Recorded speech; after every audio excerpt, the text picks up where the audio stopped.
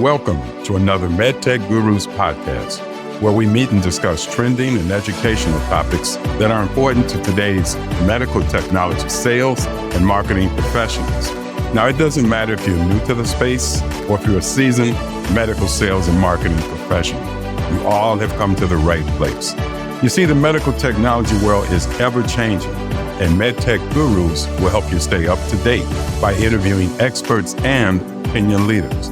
Now, we call them gurus, and they will bring you information, techniques, and strategies that are sure to help you enhance your knowledge and help you bring value to your customers and your company. Now, I'm Sylvester Harris, and I'm pleased to introduce your host for MedTech Gurus, Mr. Tom Hickey. Hey, what's going on out there, Gurus? This is Tom Hickey, your host of MedTech Gurus, and welcome to episode number 285. Gurus, imagine a world where seizures are detected in real time, where AI helps neurologists pinpoint critical brain activity, and where patients no longer need to be tethered to outdated wired EEG systems. That's exactly what today's guest, Mark Lehmkuhle, is making a reality. As Chief Science Officer and co-founder of Epitel, Mark has pioneered a groundbreaking wearable EEG system that's changing how we monitor brain health.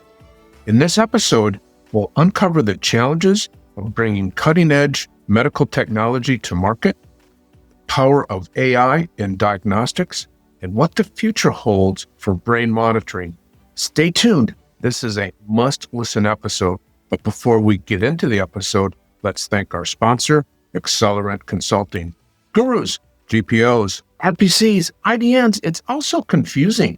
Where do you start? Let the experts at Accelerant Consulting guide you through today's complex healthcare market.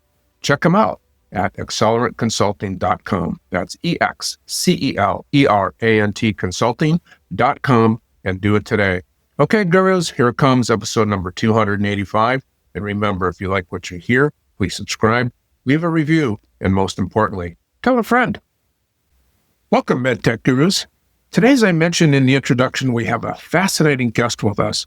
Mark Lehmkuhle is the Chief Science Officer and co-founder of Epitel, a company that is revolutionizing seizure detection and monitoring through wearable EEG technology. He is also involved with MedTech Innovator, helping startups accelerate innovation in the medical technology space. Mark has a deep background in neuroscience and bioengineering, applying cutting-edge research to improve patient outcomes in neurology and brain health. Hey, Mark, are you ready to be our guru today? Absolutely. Let's change the world, Tom. Yeah. We're excited here. I love that attitude, and we're very excited to have you. So, Mark, first of all, tell us something fun or interesting about yourself or your family so we can get to know you a little better. Oh, sure. Well, I'm originally from Ohio, and I moved out here for skiing, or maybe it was grad school, one of the two. But the point is that I don't idle well, and so since moving here, I've gotten into trail running, running ultra marathons, 50 miles, 100-mile trail runs, things like that. It's like having a second job, but what's really like having a second job is running a medtech startup. Yeah, for sure. And we're going to talk you're in the Salt Lake City area. So that's the fascinating area because there's so much to do year round, right? I mean, you've got the skiing, snowboarding, and hiking, and all those activities. But, the winter or the summer is amazing as well, right? Absolutely. It's wonderful. Yeah, I love that.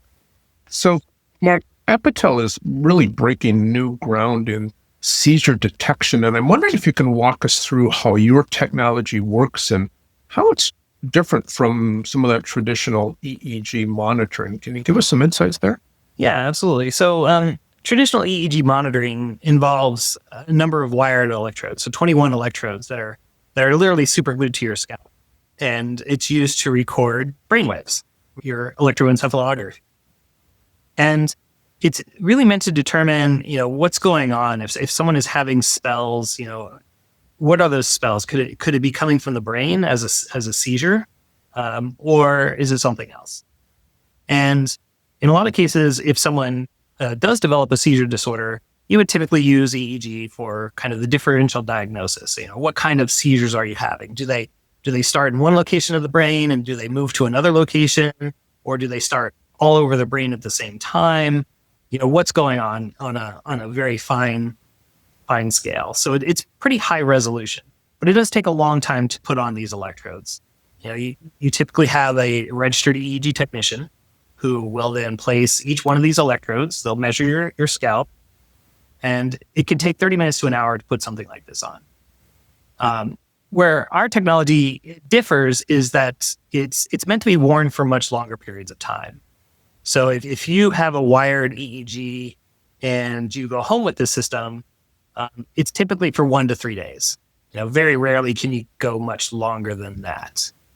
But what we do know is that people with new onset epilepsy might only have maybe 2 seizures a month. And so your chances of actually capturing an event like that is in 3 days is pretty slim. But you can imagine if you just record for a few days longer, your chances of capturing an event go up higher. So what we decided is that we would create a wearable EEG system that you could wear for longer periods of time, and it wouldn't be as restrictive as a standard wired EEG.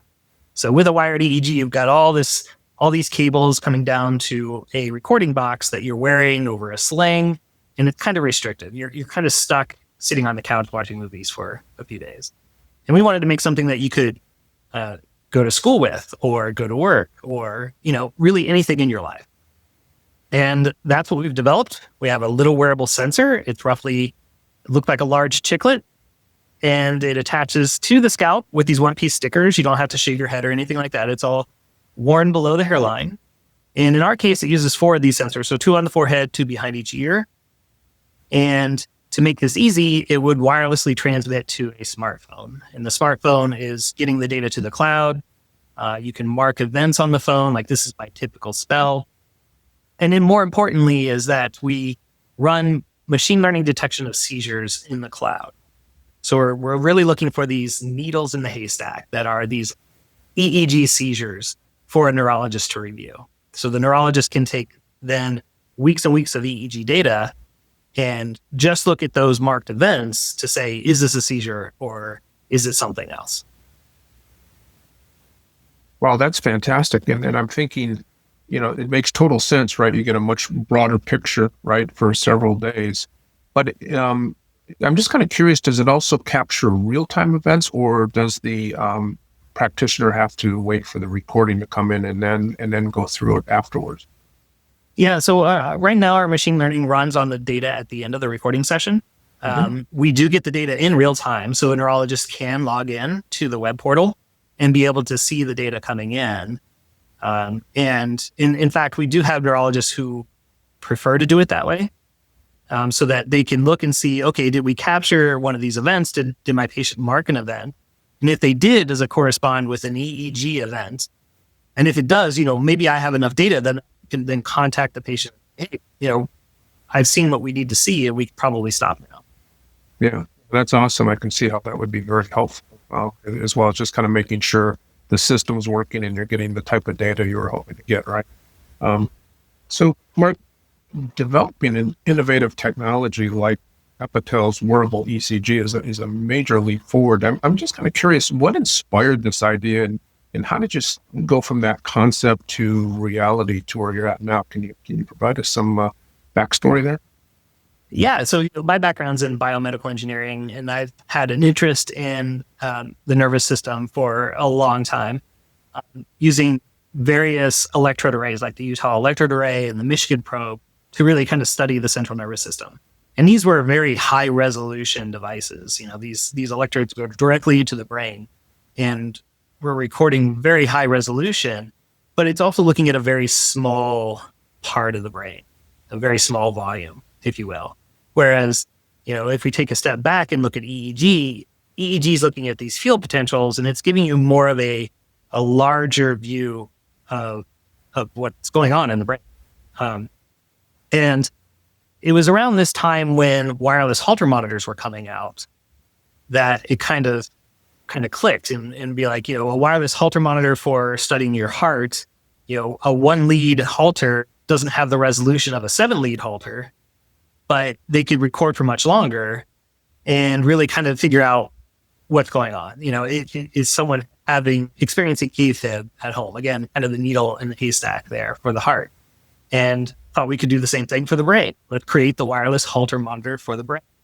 Clearly we wouldn't have the high resolution of a traditional wired EEG, but we can certainly record for much, much longer and really determine, hey, what's going on at home? And that's kind of what inspired the wireless sensors that we developed is the wireless Holter monitor. Oh, I love it. That makes perfect sense, right? So, and then, Mark, I'm just kind of wondering, our listening audience, we've got a lot of soon-to-be entrepreneurs or entrepreneurs out there, and I'm wondering for our gurus out there working on their own innovations, what do you think is, some of the most critical factors in turning an idea into a marketable MedTech product? Can you provide us any guidance there? Yeah. So for me, it was really trying to be able to sell this idea. Initially, I came from academia, so I knew how to write grants. And so I would sit down and I would write these grants, which are quite concise, and I'm selling it to my peers effectively. And if they think it's a great idea, then, these things get funded. And of course you have to execute on that and create it. And then eventually it's selling to investors. Like, this idea is needed and we as a team can execute on creating this product. So, and I still struggle with this, honestly, is how do I sell this to the next person and the next person, and the next person? And that's to me was my biggest challenge in developing a MedTech product.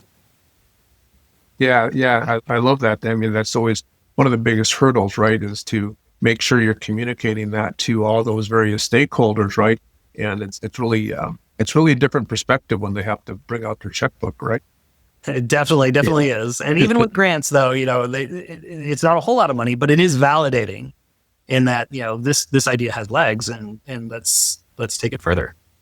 Yeah. And take it one step further. I mean, commercializing, right? A new medical technology comes with its own unique hurdles. You've got the regulatory approvals, reimbursement, adoption. What were some of your biggest challenges in bringing Epitel to market? And then maybe how did you overcome some of those? Yes. Okay. So let's go back to the parallel with wireless Holter monitors. When they were coming out, we were like, we could do the same thing. We could apply machine learning to the detection of seizures. And look, these Holter monitor companies have these data sets of tens of thousands of EKG records that are well annotated. So let's go and let's get EEG records that are well annotated, and we'll build our machine learning models off of that. It was like, this is a great idea. So we go out and we go to our clinical partners and ask them, hey, can we license, rent, or borrow your EEG files that are annotated like this? And they're like, what are you talking about?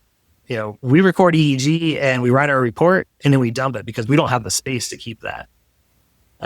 Because these are high resolution files that were at the time, keeping these data didn't make sense at all. So good news, bad news is that bad news, there was no data set. The good news is we had to develop our own. Coming back to the grants, we wrote grants to the National Institutes of Neurological Disorders and Stroke to collect this data set alongside wired EEG. So not only do we have to develop the sensor itself, but we then had to collect the data against that gold standard. And then that's what we would use to train our machine learning for the detection of these various different seizure types. So that was a big hurdle. It took us nearly 10 years to do this. Wow. So it was a long journey, but certainly allowed us to really think this through very clearly as to what we were doing.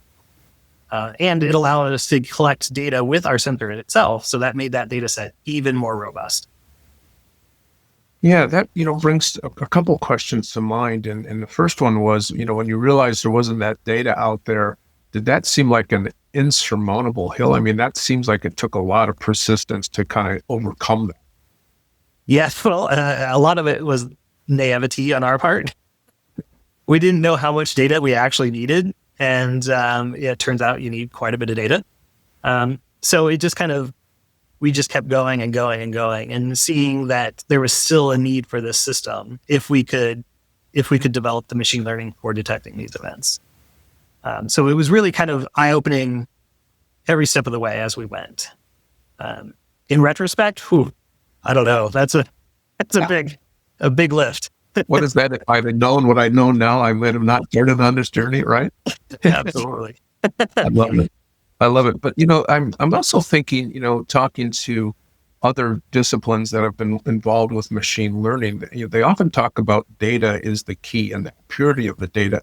So maybe it was kind of a blessing in disguise, right? Because I'm thinking that you were able to develop the type of data that you needed and the type of data set that you needed to get the right outcome. Am I heading down the right path with that? Yes. When we were thinking about, hey, let's just look at wired EEG and train our data on the wired EEG, our sensors are a little bit different. They're very similar in that they're recording EEG, but the locations are slightly different and so on. So it really helped us to be able to use our own sensor data to create those models, because ultimately we're using the sensors in the wild, in patients' homes to record that data and be able to detect those events in our limited data set more effectively. Yeah, I love it. So, and I'm also thinking, a lot of startups struggle with this balance between R&D and commercialization, right? I mean, you're gathering data in your example, right? And, when do you kind of get ready to go, okay, we're ready to start commercializing, and I'm just wondering what advice you have for innovators to ensure their product just doesn't work, but also gets adopted and reimbursed. It seems like it's a fine line. What do you have for us there? It's certainly a balance. All of this needs to be balanced. And of course, getting the product to the point where it's good enough and recognizing that it's good enough is key.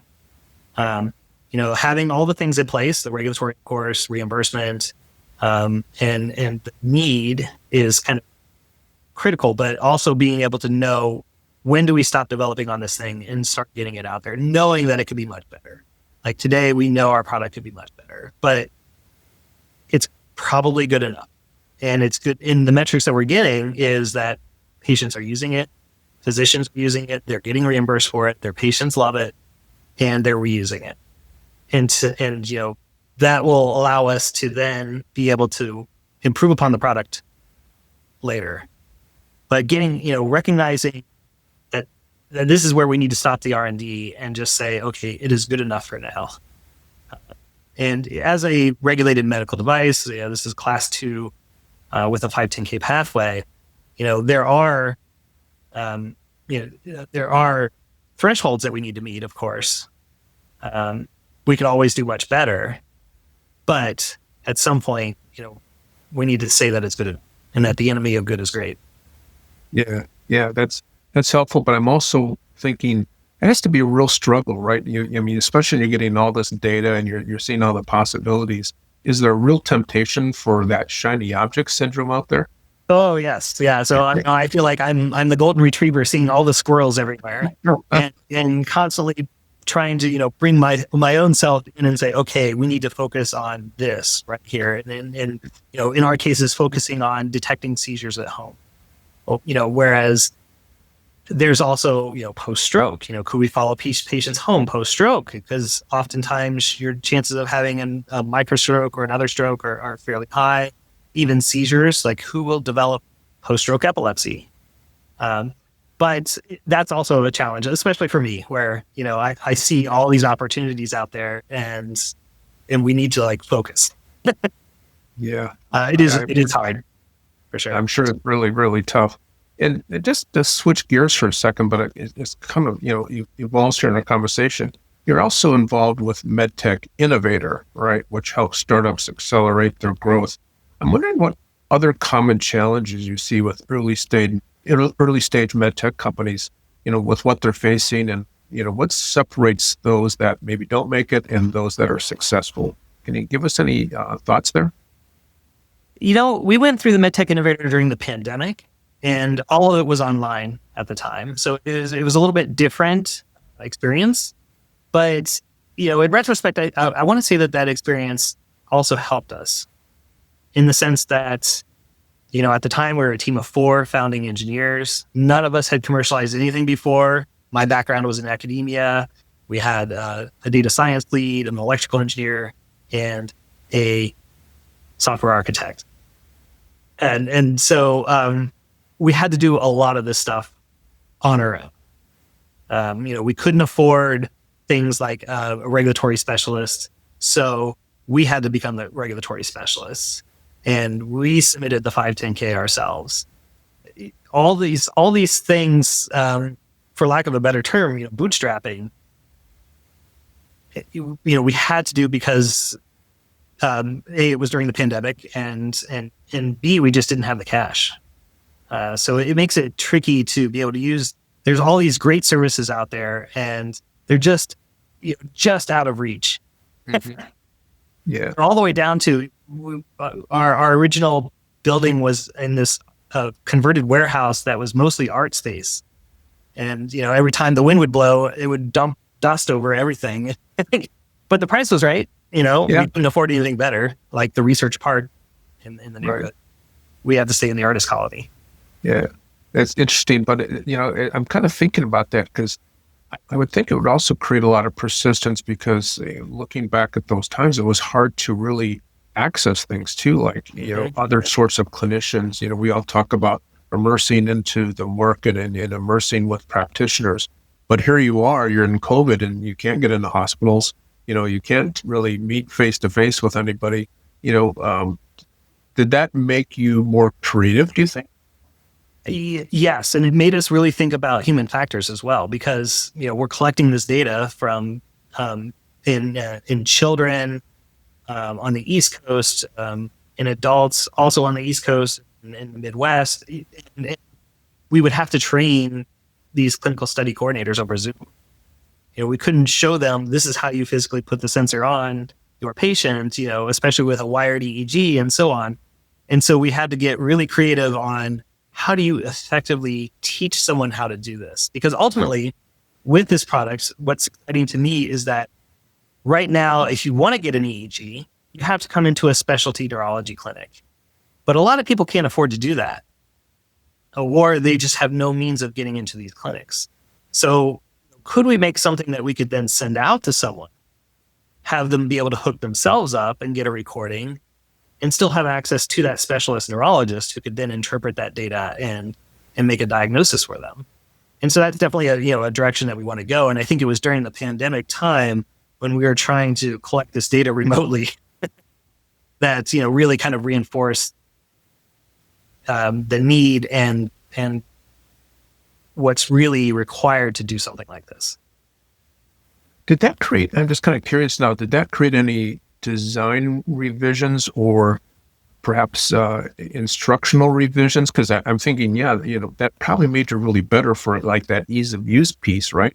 Did that create that ease of use concept as you went through that? Absolutely. And, as a team of engineers, we put together what we thought everyone wanted. And, when we first got it out there to the first patient, it's eye-opening to see how someone can misinterpret how to use something.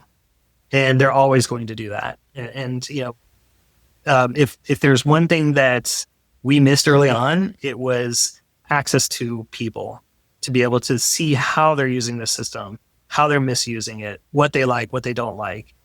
So that was kind of the downside of the pandemic, is not being able to really interact with people to understand the human factor side of a wearable system like this.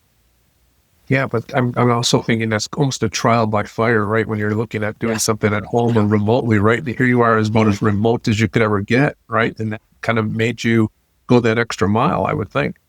Yes.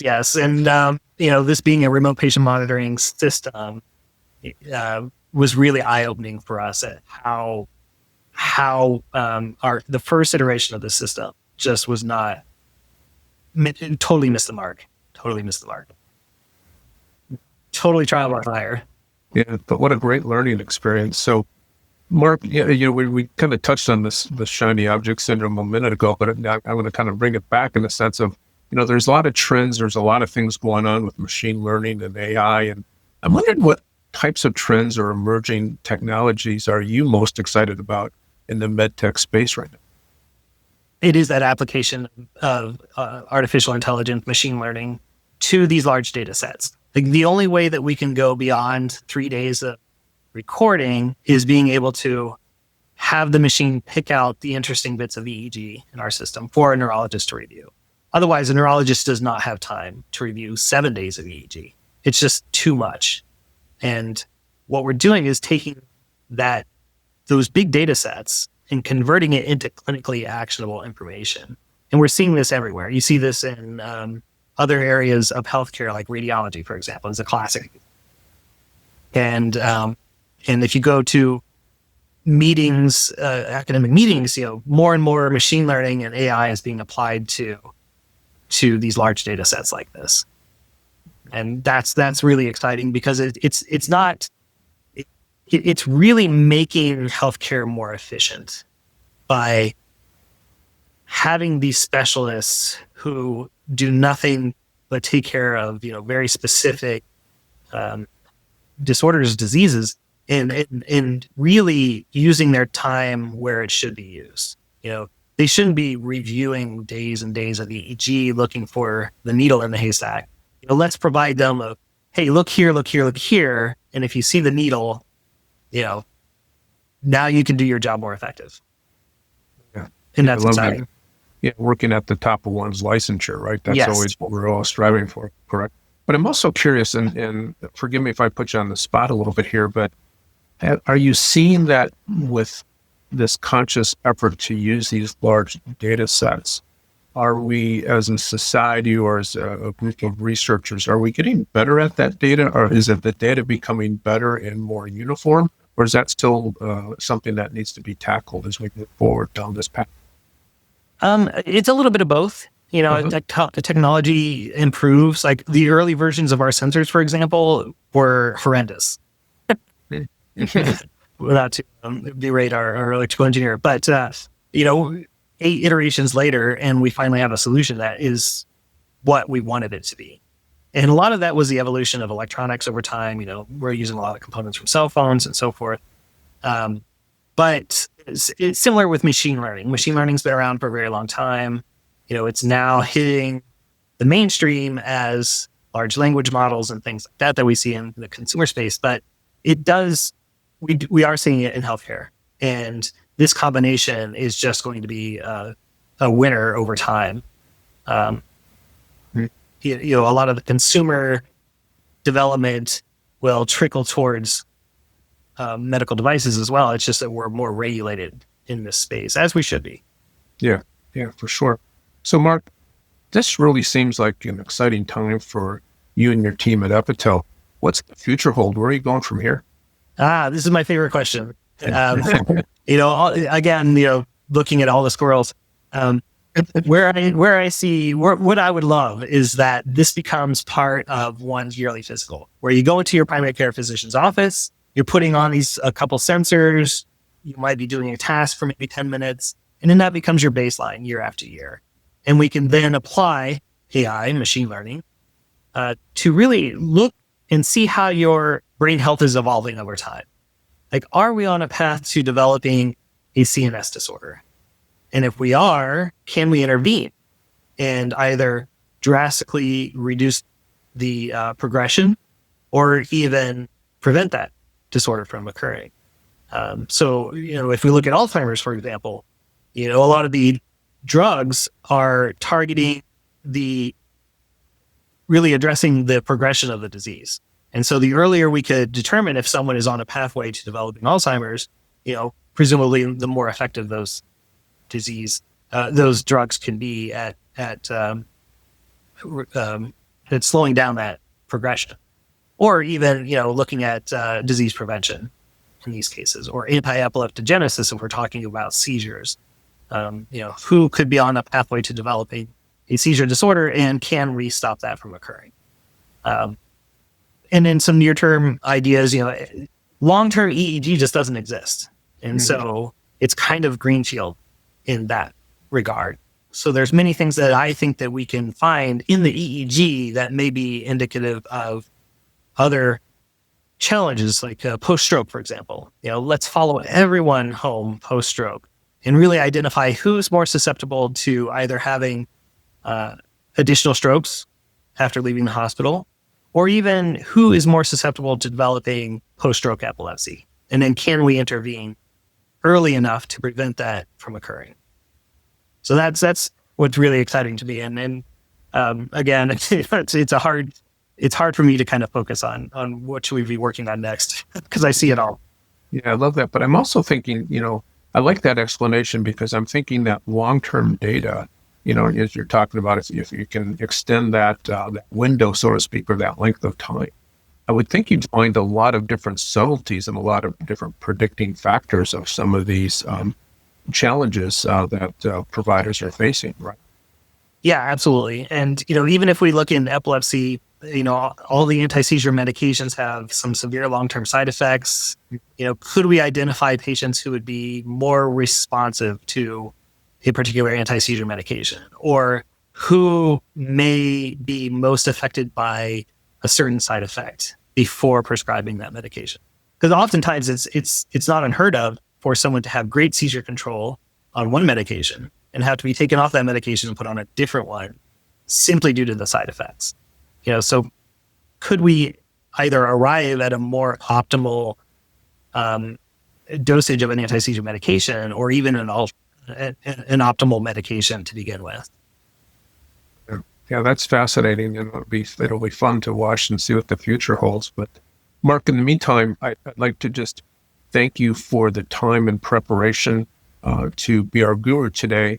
If somebody wants to learn a little bit more about you or Epitel, how do we find out more? Is there a website, or are you on LinkedIn? How do we learn more?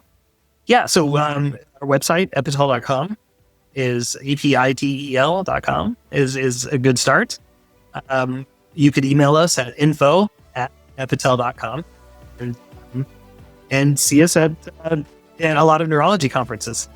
Mm-hmm. American Academy of Neurology is coming up, and we'll be there. Oh, that's fantastic. So, Mark, once again, I'd like to thank you for the time and information you provided us as our guru today. It was a lot of fun. Thank you, Tom. It's been an absolute pleasure. Thank you. Thank you for listening to MedTech Gurus.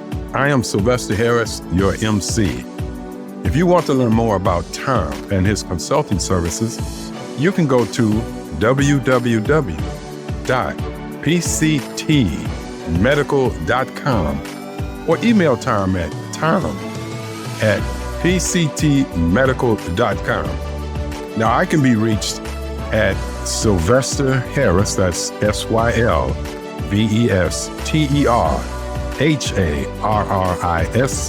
5048@gmail.com, and I'd be pleased to discuss any voiceover work that you may want for your company or broadcast. Hey, thanks so much for listening, and catch us on the next episode of MedTech Gurus.